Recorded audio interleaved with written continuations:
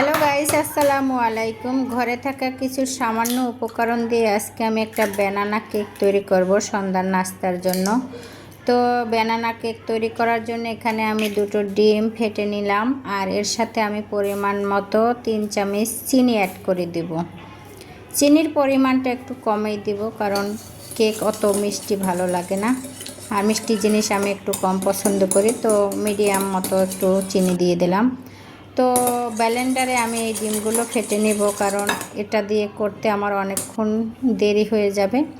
তো আমি এই ডিমগুলো ব্লেন্ডারে ব্লেন্ড করার জন্য এখানে ঢেলে নিলাম, আর এর সাথে আমি কলা অ্যাড করে দেব। আর এই কলাটা কিন্তু আমি একটা ভাইরাল কাটিং করছিলাম, তো সেজন্য এভাবে কুচি কুচি করে কাটা। তো এগুলো আমি সব দিয়ে দেব এটার ভিতরে। আর কেকটা আমি বেশি বড় বানাবো না, ছোট, তো এই জন্য কলাও আমি একটাই নিলাম, আর বাকি কলাটিও কিন্তু আমি কুচি কুচি করে কেটে নিলাম। তো আমি বাকি কলাগুলো খুব সুন্দর করে আমি এটার ভিতর দিয়ে আমি সুন্দর করে ব্যালেন্স করে নিয়ে আসতেছি, কারণ আপনারা সাথেই থাকুন। তো এই যে দেখুন, আমার কিন্তু ব্যালেন্স করা শেষ। এখন এটা আমি ঢেলে নিলাম বাটির ভিতরে। তো এই যে দেখুন, খুব সুন্দর করে কিন্তু ব্যালেন্স করে নিয়ে আসছি। এখন কিন্তু একবারে মিহিন হয়ে গেছে, এই যে উঠে না। তো যাই হোক, এটার সাথে আমি 1 কাপ পরিমাণে আমি ময়দা অ্যাড করে নেব, আর ময়দাটা আমি একটু চেলে নেব। তো আমার ছোট চালনি নেই, বড় চালনিটা দিয়েই কিন্তু আমি চেলে নিচ্ছি।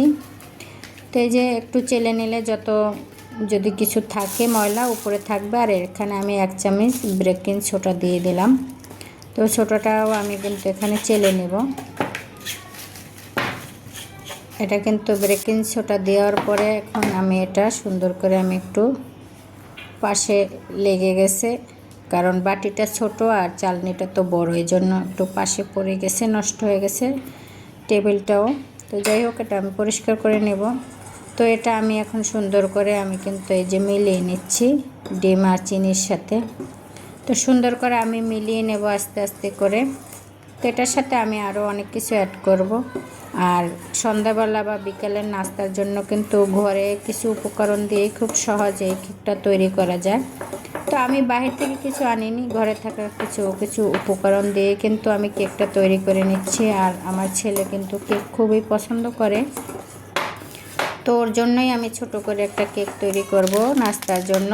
আজকে আর বাহির থেকে নাস্তা আনবো না। তো এখানে আমি সামান্য 1 প্যাকেট দুধ দিয়ে দিলাম।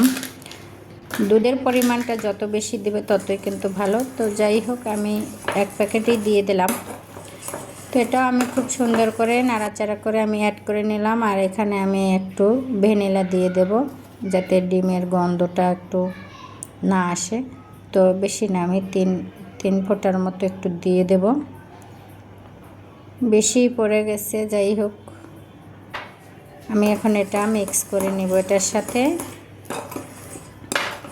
তো আমরা অনেকেই কিন্তু বাইরে থেকে সবসময় নাস্তা কিনে খাই, আর যার ঘরে বাচ্চা আছে, বাচ্চারা কিন্তু নানান ধরনের নানান খাবার এক এক সময় বায়না ধরে।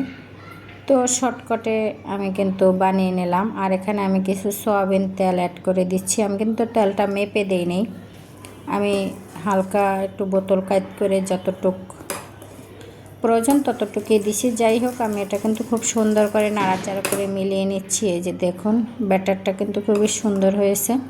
তো এটা আরও একটু অনেকক্ষণ নাড়তে হবে। নাড়ার পরে এই যে দেখুন আমি রেখে দিছি। আর এখানে আমি এই বাটিটার ভিতরে আমি কেকটা সেট করে নেব, এই জন্য আমি ব্রাশ দিয়ে একটু তেল ব্রাশ করে নিচ্ছি। আর এই বাটিটার মাপ মতো আমি কাগজ কেটে নিচ্ছি, যাতে কেকটা নিচে না লেগে যায়। তো আমি কাগজেও কিন্তু তেল ব্রাশ করে নিতে হবে, এই যে লাভ শেপের আমি কেকটা বানাবো। তো কাগজ আমি 2 পিস দিয়ে দিছি, আর কিনারেও এই সুন্দর করে আমি একটা কাগজ দিয়ে দিলাম, যাতে কাগজে বাইরে না গিয়ে ওটা লেগে না যায়। তো এই জন্য এটা আমি সুন্দর করে সেট করে নিলাম। আর এখন এটার উপরে আমি তেল ব্রাশ করে দিব, কারণ এটাও যাতে না লেগে যায় কেকগুলো। তো এটা সুন্দর করে তেল ব্রাশ করে নিলাম। তো এই যে দেখুন, আমি কিন্তু এই ব্যাটারটা তৈরি করার পরে সুন্দর একটা কালার চলে আসছে। তো এটা আমি আস্তে আস্তে করে দিয়ে দেব। আর এটার সাথে আমি বাদাম অ্যাড করে দেব। তো কেকটা বেশি বড় হবে না, ছোটই হবে। এই যে দিয়ে দিলাম। দেখুন কত সুন্দর একটা ডিজাইন হয়ে পড়ছে। তো এখন এটা আমি একটু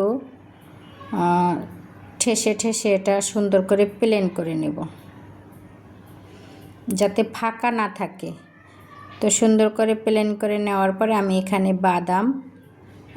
বাদামের গুঁড়োগুলো দিয়ে দেব মাঝখানে, যাতে লেয়ারটা 2-3টা লেয়ার পড়বে। তো বাদাম দিয়ে দিলে আমার কাছে খুব ভালো লাগে কেকটা খেতে। বাদাম ভেজে নিয়েছিলাম আগেই। তো এটার উপরে আমি আবারও এই কেকের মিশ্রণগুলো আমি সুন্দর করে দিয়ে এটা ঢেকে দেব। এভাবে ঢেকে দেওয়ার পরে তারপরে কিন্তু আবার আমি এটা সুন্দর করে বসিয়ে নেব, যাতে এটা সুন্দর করে বসে যায়। সব কেচে কুচে আমি দিয়ে দেব এটার উপরে। তো এই যে দেখুন শেষ হয়ে গেছে, এটা আমি হাত দিয়ে কেচে দিয়ে দেব।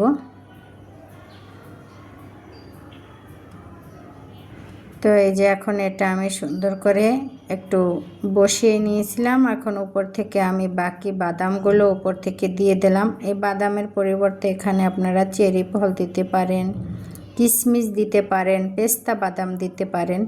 তো আমি এখানে আমার ঘরে থাকা যে বাদাম আছিল সেগুলোই দিয়ে দিয়েছি, কারণ আমি বাইরে থেকে কিছুই আনা হয় নাই। আমার ঘরে থাকা কিছু উপকরণ দিয়ে আমি আজকে এই ব্যানানা কেকটা তৈরি করব। এটার ফ্লেভারটা আসবে একদম কলার মতো গ্রান আসবে।